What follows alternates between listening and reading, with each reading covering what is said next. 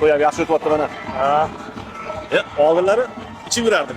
Ichkilikni yig'ishtirib ancha odam bo'lib qoldi. Odam ichkilikni ko'pchilik aroq qo'ymadingmi deydi. Men nima qilaman? Aroq ichmagandan keyin yig'ishtirib olgan bo'lsam. Yo'q, bor. Hikmat nimaga otdi? Nega? Ha? Hozam jiyan chaqirib bir bilan. Bor.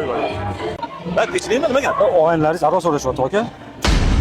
Men aroq ichishni yig'ishtirib olganman. Unda tashlab olganman. Oldin qo'l ichib yurardi. So'rashyapti, qo'yishmayapti. Oldin ichardi. Hozir umuman yig'ishtirib olganman ichkilikni. Men to'yimda aroq bo'lmaydigan. Hozir qo'y men. Shoh chiqmadi mana shuncha ichib. Choy ichsin undan ko'rasiz. Bor edi, ichkilik yo'q ekanligi. Bo'ldi. Tinchlik ekanmi? Og'aylaringiz aroq so'rayapti. Men ichkilikni yig'ishtirib olgan bo'lsam. To'g'ri, endi kimdan to'yga borib, bir kilo ichgandan hozir yig'ishtirib olganman. Umuman to'yimda aroq qo'yilmaydi, faqat choy ichasan, ovqat yeysan bo'ldi. Bu juda shundan qiziqda, nima kerak bor ichkilik? To'g'ri. Yana kelyapti mana.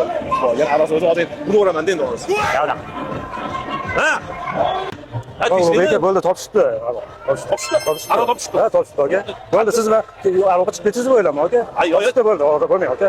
Qaysi stolda bana birinchi stolda o'tirishdimi? Ha, shu yerda o'tirishibdi. Ha, bo'pti. Bormi? Topishibdi. Qayerdan topishibdi? Bilmayman, kimni chiqargan bo'lsa kerak, qara. Bular hozir bilaman, yaxshiroq olib kelishayotgan bo'lsa kerak. Men kirib og'illardan xabar olib, bolalarning sog'ligi uchun, salomatligi uchun 100 gramm ichmasam bor-ku. Hozir yotib turibsiz. Endi o'rtoqlarim xabar bo'lib qoladi. Shuni kirib 100 gramm, mana shunday bema'ni turibdi.